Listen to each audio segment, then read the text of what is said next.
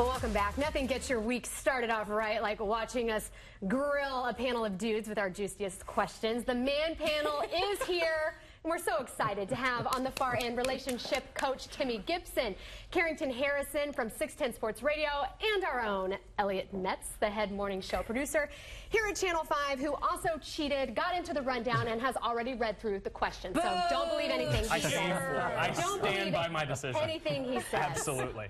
All right, gentlemen, let's get started. First question. Do you lose respect for a woman if a first date goes further than kissing? Anyone? Crickets? I'll answer first. All right, Carrington. I would never penalize a woman for doing something that I would do. I mean, we're on the date together, so how can I be critical of her for doing something more than kissing on the first date when I was a participant in the same act? He didn't even read ahead, and he had a bombshell answer. Yeah. Nice. Where's your, where's your prepared answer? I filled him in. Oh, yeah. Timmy, what do you think? A mixed emotion. I mean, there's a part of me that thinks, oh, you know, I don't know if I'd want a girl like that. But then there's a part of me that's like, I want a girl like that. Well, let me ask you this. How long do you think you should wait before doing the deed when dating, then? Elliot? Oh, Courtney. Well, you can't put a time on it. The right time is when both people in the relationship are ready, right? Doesn't have to do with, you know, a set time limit or anything like that. Good answer. I think you definitely have to wait until there's a commitment there. I mean, I think there needs to be a I love you, you love me, and let's make love. Let's make love. I imagine all of us would be virgins if we followed that strategy.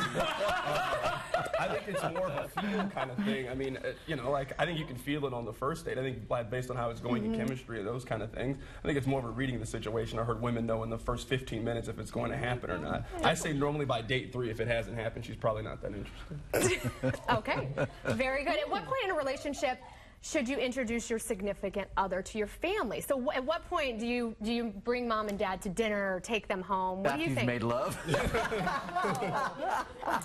Okay. Anyone else want to weigh in? When nothing else exciting can happen.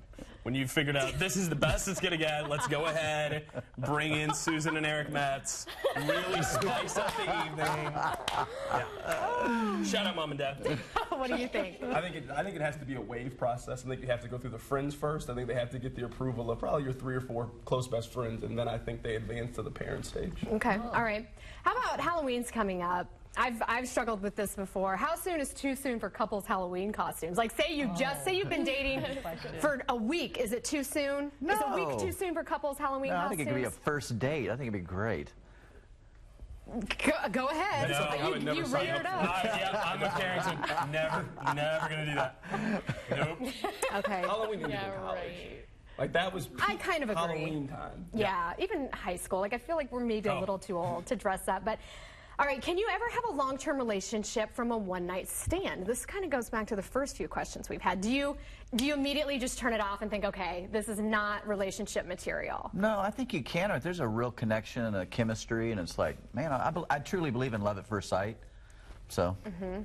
This, I have a 3-text policy. If you text that person 3 times in a row and they don't, like, ever initiate the conversation, that's how you know where the interest is. So I think you just kind of have to go from there. I definitely think a relationship can start off a one-night stand. Oh, 3-text policy. I agree. I have a similar policy, but it's with 30 minutes. If you can't sustain, if a conversation can't sustain itself for 30 minutes without being awkward and having pauses and having to come up with, you know, lame conversation starters, then that's... Because, Elliot, think about it. When have you ever got a girl's number, you were texting back and forth, and then you had to text her 3, 4 times in a row and she never initiated a conversation, she was genuinely interested? That never happened. That's never happened to me, Carrington. They always... They always just text right back. Instantly. Elliot's beating him off. He just, okay.